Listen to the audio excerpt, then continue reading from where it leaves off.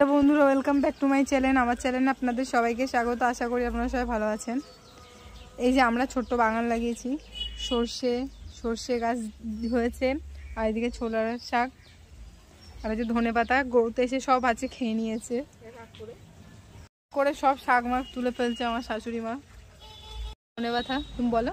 এরকম ধনেপাতা আর এরকম গাছ, ছোলা শাক, সর্ষে গাছ, এগুলো তুললাম। আর ছোলার শাক এই কটাই হলো, সব খেয়ে নিয়েছে গরুতে। সর্ষের শাক সব খেতে পাইনি, আজকে এগুলো তুললাম, আবার পরে তুলে খাবো। বন্ধুরা welcome back to my channel. আমার চ্যানেলে আপনাদের সবাইকে স্বাগত। আশা করি আপনারা সবাই ভালো আছেন। আজকে রান্না করব, আজ একটা নতুন রেসিপি নিয়ে চলে এলাম। আজকের রেসিপির নাম হলো ছোলার শাক আর সর্ষের শাক। কীভাবে রান্না করব সেই রেসিপিটাই আমি আপনাদের সাথে শেয়ার করছি। বন্ধুরা welcome back to my channel. আমার চ্যানেলে আপনাদের সবাইকে স্বাগত। আশা করি আপনারা সবাই ভালো আছেন। আজকে রান্না করব, আজ একটা নতুন রেসিপি নিয়ে চলে এলাম। আজকের রেসিপির নাম হলো ছোলার শাক আর সর্ষের শাক। কীভাবে রান্না করব সেই রেসিপিটাই আমি আপনাদের সাথে শেয়ার করছি।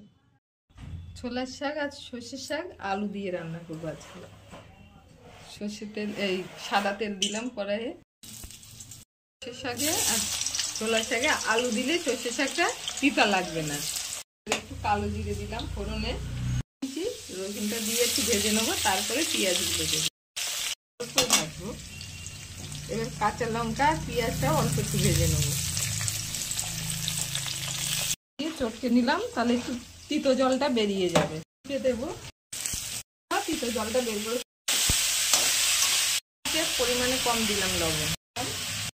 এবার ঢাকা লোক বেগুন দিয়ে করে, আমি এবার আলু দিয়ে করে দেখলাম কেমন লাগে, কিন্তু তিতো তো এক ফোঁটাও লাগবে না। করে খেয়ে দেখবেন শাকও কটা, তার জন্য মনে তিতাটা লাগবেই না একদম। করে খেয়ে দেখবেন সর্ষের শাক আর ছোলার শাক আর আলু দিয়ে করলাম আমি।